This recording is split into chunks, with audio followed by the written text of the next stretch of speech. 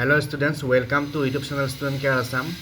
আজিৰ ভিডিঅ'টিত আমি চাম আমাৰ অসমত এইবাৰ ৰাজ্যিক পৰ্যায়ৰ শিশু বৈজ্ঞানিক প্ৰদৰ্শনী ক'ত হ'ব বা ইয়াৰ বিষয়বস্তুবিলাক কি হ'ব গোটেইখিনি তথ্য আজি আমি এই ভিডিঅ'টিত আলোচনা কৰিম।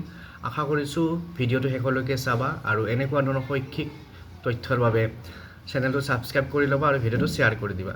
তো ইয়াত দেখিছে ৰাজ্যিক পৰ্যায়ৰ শিশু বৈজ্ঞানিক প্ৰদৰ্শনী SLBVP 2025 আৰু ৰাজ্যিক শিক্ষা গৱেষণা আৰু প্ৰশিক্ষণ পৰিষদ চমুকৈ SCERT অসমে সমগ্ৰ শিক্ষা অসমৰ সহযোগত 35তম ৰাজ্যিক পৰ্যায়ৰ শিশু বৈজ্ঞানিক প্ৰদৰ্শনী অহা 8 আৰু 9 আগষ্ট 2025ত জিলা প্ৰশিক্ষণ প্ৰতিষ্ঠান বৰপেটা হাউলিত অনুষ্ঠিত কৰিবলৈ আয়োজন কৰিছে। অৰ্থাৎ এই যেটো আমাৰ 8 আৰু 9 আগষ্টত 2025 চনৰ 8 আৰু 9 আগষ্টত জিলা শিক্ষা আৰু প্ৰশিক্ষণ প্ৰতিষ্ঠান অৰ্থাৎ ডায়েট বৰপেটা হাউলি বুলি কোৱা আমি বৰপেটা হাউলিত অনুষ্ঠিত হ'ব। আৰু এই প্ৰদৰ্শনীৰ উদ্দেশ্য কি ছাত্ৰ ছাত্ৰীসকলৰ মাজত বৈজ্ঞানিক মনোবৃত্তি গঢ় দিয়া, বিদ্যালয়ৰ ছাত্ৰ ছাত্ৰীসকলৰ মাজত জনগণৰ মাজত পৰিৱেশৰ প্ৰতি সজাগতা সৃষ্টি কৰা আৰু বিজ্ঞান আৰু গণিতৰ জনপ্ৰিয়তা বৃদ্ধি কৰা। আৰু এই প্ৰদৰ্শনীৰ মূল বিষয়বস্তু হৈছে বহনক্ষম ভৱিষ্যতৰ বিজ্ঞান আৰু প্ৰযুক্তিবিদ্যা। আৰু এই প্ৰদৰ্শনীখনৰ বাবে নিৰ্ধাৰিত উপবিষয়সমূহ হৈছে খাদ্য, স্বাস্থ্য আৰু পৰিষ্কাৰ পৰিচ্ছন্নতা, পৰিবহণ আৰু যোগাযোগ, প্ৰাকৃতিক কৃষি, তাৰপিছত দুৰ্যোগ ব্যৱস্থাপনা, গাণিতিক আৰ্হি আৰু গণনামূলক চিন্তাধাৰা, আৱৰ্জনা ব্যৱস্থাপনা, সম্পদ ব্যৱস্থাপনা। আৰু ওপৰৰ তালিকাযুক্ত বিষয়সমূহ পৰামৰ্শমূলক ছাত্ৰ ছাত্ৰীয়ে মূল বিষয়বস্তুৰ আধাৰত যিকোনো উপবিষয় বাছি ল'ব পাৰিব। অৰ্থাৎ যিটো আমাৰ মূল বিষয় আছে বহনক্ষম ভৱিষ্যতৰ বিজ্ঞান আৰু প্ৰযুক্তিবিদ্যা, এই বিষয়টোৰ লগত সংগতি ৰাখি আমি বা ষ্টুডেণ্টবিলাকে এটা বিষয়বস্তু বাছি ল'ব পাৰিব। তাৰপিছত কোনে পাৰ্টিচিপেট কৰিব পাৰিব? ষষ্ঠ শ্ৰেণীৰ পৰা দ্বাদশ শ্ৰেণীৰ ছাত্ৰ ছাত্ৰীৰ লগতে চৰকাৰী প্ৰাদেশিকত্ব মহাবিদ্যালয়ৰ একাদশ আৰু দ্বাদশ শ্ৰেণীৰ অধ্যয়নৰত ছাত্ৰ ছাত্ৰীসকলে এই প্ৰদৰ্শনীত অংশগ্ৰহণ কৰিব পাৰিব। আৰু ইয়াৰ উপৰি অসম ৰাজ্যিক বিদ্যালয় শিক্ষা পৰিষদৰ অধীনত ব্যক্তিগত খণ্ডৰ বিদ্যালয়ৰ ছাত্ৰ ছাত্ৰীও অংশগ্ৰহণ কৰিব পাৰিব। যিবিলাক আমাৰ সেৱাৰ আণ্ডাৰ যিবিলাক প্ৰাইভেট স্কুল আছে তেওঁলোকে ইয়াত পাৰ্টিচিপেট কৰিব পাৰিব। আৰু জিলা শিক্ষা আৰু শিক্ষণ প্ৰতিষ্ঠানসমূহে 25 মে 2025 বা উক্ত তাৰিখৰ আগত জিলাভিত্তিক প্ৰতিযোগিতা আয়োজন কৰি শ্ৰেষ্ঠ 5টা প্ৰদৰ্শনী SCERT আছামলৈ 30 মে 2025 বা তাৰ আগতে মনোনীত কৰি এইটো ৱেবছাইট এটা দিয়া আছে তাৰ জৰিয়তে জমা কৰিব লাগিব। অৰ্থাৎ ডিষ্ট্ৰিক্ট ৱাইজত যি কম্পিটিশ্যন হ'ব সেই ডিষ্ট্ৰিক্ট ৱাইজৰ কম্পিটিশ্যনৰ পৰা 5টা প্ৰজেক্ট চিলেক্ট কৰি পেলাই SCERT অৰ্থাৎ ৰাজ্যিক পৰ্যায়লৈ পঠাব লাগিব।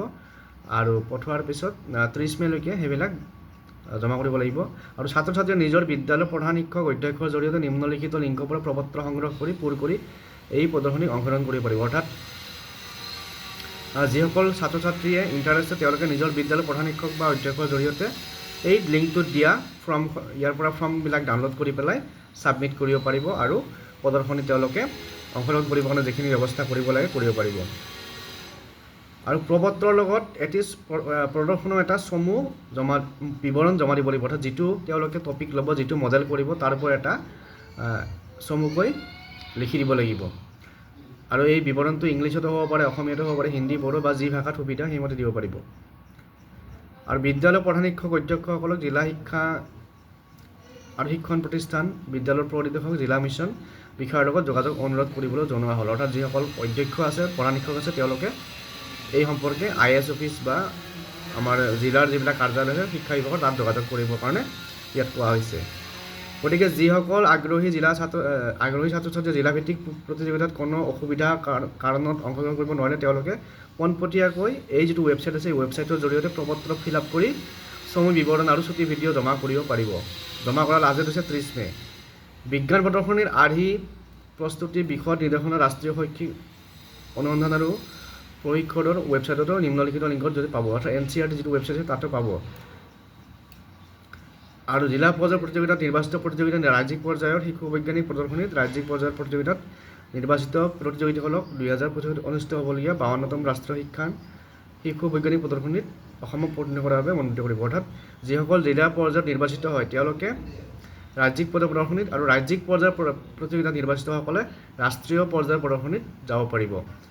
আৰু যোগাযোগ নম্বৰ এটা দিয়া হৈছে, এই নম্বৰত কিবা জানিব লগা থাকিলে জানিব পাৰিব। আৰু এটা ইমেইল আইডিও দিয়া আছে। গতিকে আজিৰ এই ভিডিঅ'টোত এইখিনি ইনফৰমেশ্যন শ্বেয়াৰ কৰিলোঁ। তোমালোকে যিমান পাৰে সিমান ভিডিঅ'টো শ্বেয়াৰ কৰিবা, যাতে আমাৰ সকলো ল'ৰা ছোৱালীয়ে ইয়াত এই যিটো ৰাষ্ট্ৰীয় আমাৰ ৰাজ্যিক পৰ্যায়ৰ শিশু বৈজ্ঞানিক প্ৰদৰ্শনীত অংশগ্ৰহণ কৰিব আগুৱাই আহে, তাৰ বাবে যাতে সকলোৱে উৎসাহিত হয়, সেইটো কাৰণে ভিডিঅ'টো শ্বেয়াৰ কৰি দিবা। তো পুনৰ লগ পাম নেক্সট ভিডিঅ'ত। কিবা যদি তোমাৰ প্ৰশ্ন আছে সুধিবা, আৰু এইটো যদি এডভাৰটাইজমেণ্ট তোমালোকক PDF লাগে মোক কমেণ্ট কৰিবা, মই পঠিয়াই দিম। Thank U.